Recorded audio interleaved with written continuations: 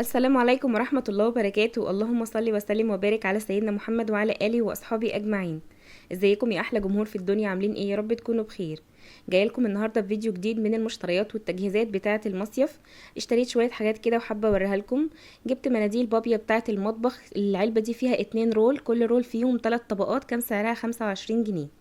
وجبت معايا اللي هي الزينة اللي هي التريو ديت اللي هي الثلاث طبقات، العلبة فيها 550 منديل 3 طبقات ب25 جنيه العلبة الواحدة. وجبت برضو معايا هنا مناديل بابيا علشان انا بحب بابيا جدا وبحب زينة، كان برضو سعر بابيا ديت ب25 جنيه العلبة، برضو المنديل الواحد 3 طبقات. وجبت معايا المناديل اللي هي الوايبس ديت، العلبة فيها 120، كان سعرها 25 جنيه. وجبت برضو معايا باكت تاني، علبة تانية بتاعت وايبس برضو فيها 160، ديت كان سعرها عامل 35 جنيه. تمام. طبعا عشان خاطر الاطفال وكده فبستخدم مناديل كتير، وببقى معايا مناديل برضو اثناء الخروج. برضو معايا هنا مناديل بابيض، العلبة ديت انا كنت جايباها ب20 جنيه، كان فيها 10 بس انا فتحت 2 منها للاولاد، ففاضل معايا 8 هاخدهم معايا ان شاء الله. وجبت برضو معايا هنا المناديل ديت اللي هي بتاعة التويلت، انا كنت جايبة باكت على بعضه كان فيه 6 بكرات، كنت جايباه حوالي 35 او 40 جنيه، ديت بريحة اللافندر، بستخدمها عندي في التويلت على طول، فخدت منها بكرتين معايا وانا مسافرة المصيف. وبرده معايا هنا الاكياس اللي هي بتاعه الباسكت ديت، الاكياس دي معطره بريحه الفراوله، الرول دوت فيه 20 كيس. تمام. برضو بصراحه كنت جايباه بس مش فاكره السعر بتاعه تحديدا كان كام. وهنا معايا برضو المفرش اللي هو بتاع السفرة دوت، الماركة ديت الخامة بتاعتها مش حلوة خالص، انا كنت جايبة الكيس دوت بحوالي 20 جنيه، بس مش حلوة خالص. انما الرول دوت كان حلو جدا وممتاز، كان سعره حوالي 40 جنيه. تمام. وجبت معايا هنا الاريال، طبعا انا بستخدم غسالات فوق اوتوماتيك، لان طبعا المصيف زي ما احنا عارفين مفيش فيه غسالات اوتوماتيك كتير، فجايبه اللي هو الفوق اوتوماتيك دوت الكيلو ونص دوت، الكيس كان سعره حوالي 75 جنيه. انا جبت معايا كيسين علشان خاطر انا لحد دلوقتي مش عارفه هقعد اسبوع او 10 ايام في المصيف، وطبعا انا بغسل باستمرار طول فتره المصيف، فعايزه يكون معايا مسحوق كفايه. انا بحب اخد حاجتي معايا قبل ما اسافر علشان خاطر معرفش هناك الاسعار بتكون عامله ازاي.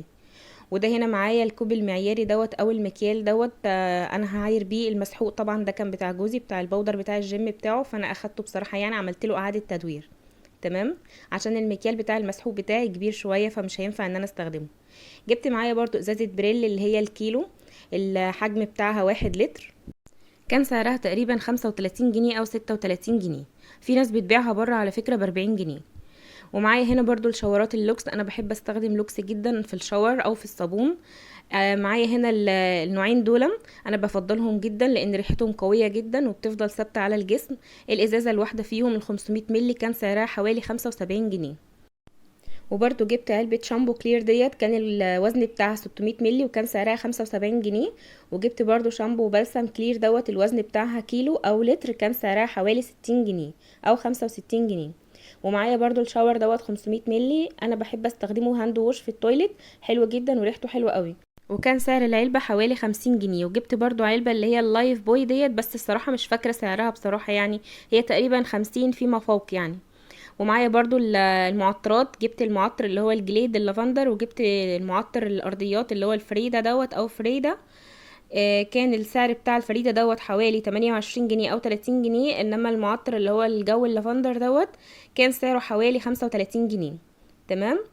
وجبت برضو معايا زي ما شفتوا الصابون اللوكس، جبت معايا صابونتين، الصابونة الواحدة كانت سعرها 8 جنيه. وجبت معايا الليف دوت اللي هو بتاع الشاور، الليف دوت كان سعر الواحدة فيه 10 جنيه. تمام. لان طبعا الليف العادي هيجرح الجسم مع مية البحر، فالواحد يعني جسمه مش هيكون متحمل. جبت معايا برضو هنا الليف بتاع المواعين بتاع المطبخ، وجبت معايا سلكة برضو كده علشان خاطر اغسل بيها المواعين في المصيف. تمام. كانت الليفة الواحدة سعرها 5 جنيه، والسلكة كان سعرها برضو 5 جنيه. وجبت برضو معايا المشابك عشان ما ينفعش طبعا ان احنا ننساها، لان طبعا يعني مش هنروح اكيد نلاقي في الشقة مشابك، كان سعر الباكت الواحد على بعضه يعني حوالي 15 جنيه. وفي 20 مشبك، والمشابك ديت حلوه جدا، انا عن نفسي بستخدمها على طول في شقتي، حلوه جدا جدا في الغسيل، وما بتعملش علامات خالص في الغسيل ولا بتسيب اي اثر. تمام. وبرده جبت معايا ولاعات، الولاعه كان سعرها الواحده 5 جنيه، علشان خاطر طبعا ما ينفعش ان احنا نسافر من غير ما يكون معانا حاجه نشغل بيها البوتاجاز، خاصه ان انا زوجي مش بيدخن، فكان لازم أن اعمل حسابي ان انا اخد معايا ولاعات. جبت معايا برده هنا فرش الاسنان، لان طبعا دي هتكون استخدام فتره المصيف بس، وبعد كده هتترمي، فما ينفعش اسافر بالفرش اللي عندي موجوده في الشقه. فجبت معايا برضو هنا الفرش ديت، وجبت معايا علبه معجون سيجنال، الصراحه مش فاكره سعرهم تحديدا لان جوزي هو اللي كان شاريهم. تمام. برضو ما ننساش برضو العلبه بتاعه البكر والخيط، علشان خاطر ايه يعني ما نضمنش اي حاجه ممكن تتقطع او حاجه، فيكونوا عاملين حسابنا. تمام. جبت برضو معايا هنا علبة كريم بندولين ديت للشعر بتاع الأولاد، عندي كان سعرها 110. وجبت برضو معايا هنا ازازة زيت اللي هو دابر أملة، بس فضيتها في العلبة ديت علشان خاطر بخاف الغطا بتاعها يتفتح، ففضيتها في العلبة اللي هي البخاخ دي. وبرضو جبت معايا لوسيون للشعر، علشان خاطر يعني السيرم كده بيخلي ريحة الشعر حلوة جدا. وخدت معايا ازازة كحول برضو احتياطي عشان الخروج برضو اثناء ما نكون خارجين بالليل. تمام. لو الاولاد مثلا واحنا في مطعم او كافيه حبوا ان هم يدخلوا مثلا تويلت، فابقى عامله حسابي. خدت برضو التوست بيكس بتاع الاسنان عشان ما ينفعش ان انا انساه. جبت برضو معايا هنا علبتين كريم للبشره وللجسم، انا بحب استخدم كريم دوف جدا، حلو جدا ونتيجته حلوه قوي قوي على الجسم وعلى البشره، وبصراحه ما بامنش لاي نوع كريم تاني غير دوت للبشره بالذات. جبت برضو معايا هنا الازازه ديت فيها البرفيوم بتاع البيبي، بحب ارش منه على الهدوم، يعني بعد ما بحط الهدوم كده في شنطة السفر بحب ان انا ارش منه برضو على الهدوم، علشان خاطر بتخلي ريحة الهدوم حلوة، لان طبعا ما بحبش ان الهدوم تاخد من ريحة الشنطة بتفضل مركونة طبعا فترة، وانا بكون غاسلة الهدوم وكده، فبرش الريحة ديت او البرفيوم ده عليها بيخلي ريحتها حلوة. خدت معايا برضو مقص، ما ننساش برضو المقص مع البكر والخيط، برضو ما ننساش النظافة الشخصية بتاعة الجسم. خدت معايا مزيلات عرق، انا بحب استخدم فاه جدا، يعني ما بيغمقش الجسم وبيخلي ريحة الجسم حلوة.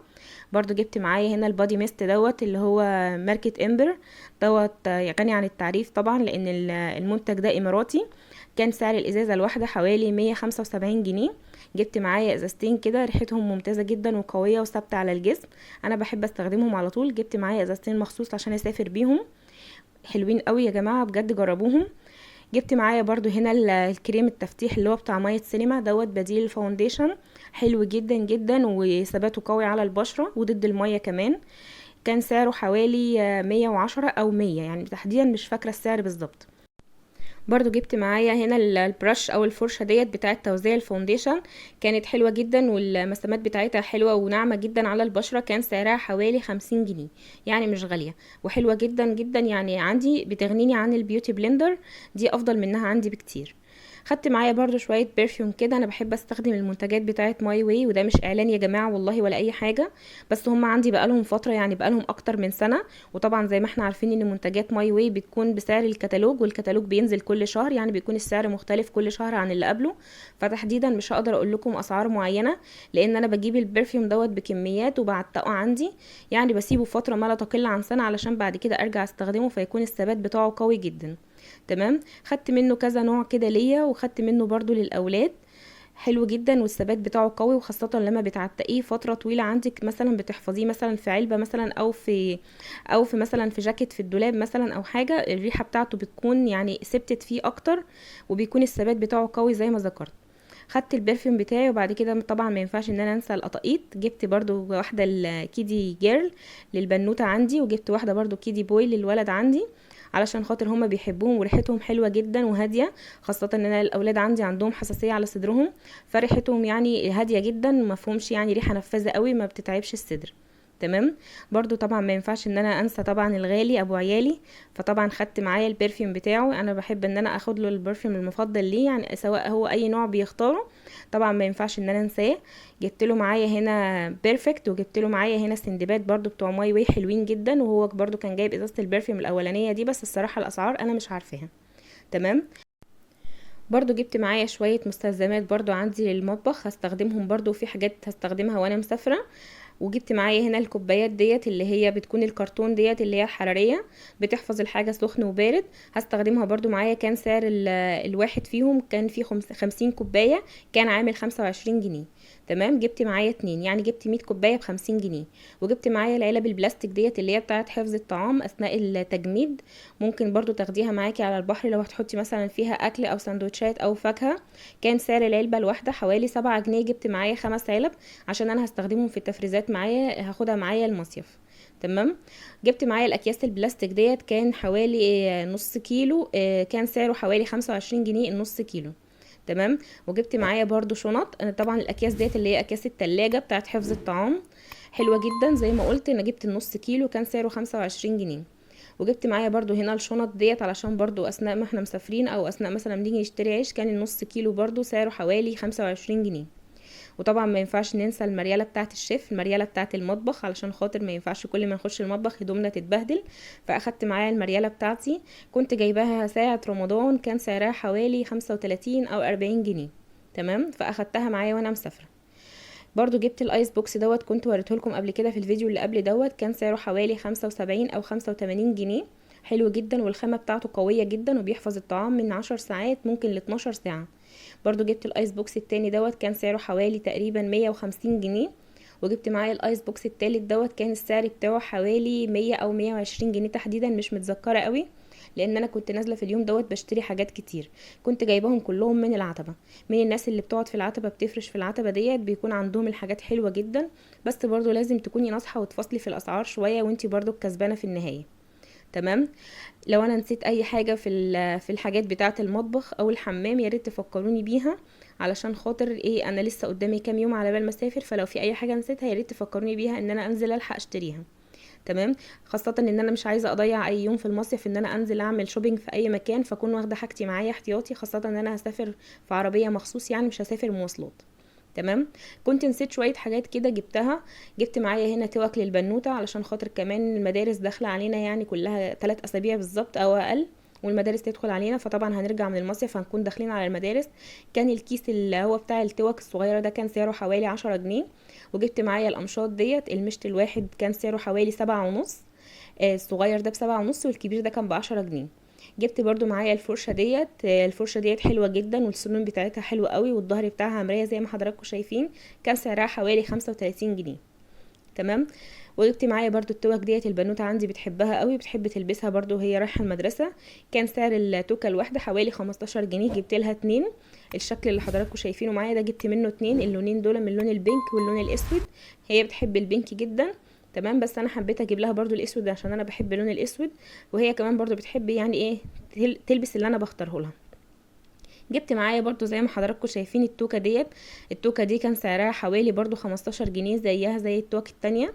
جبت برضو معايا التوك ديت، التوكة الواحدة ديت كان سعرها 5 جنيه، يعني التوكتين الاتنين ب10 جنيه.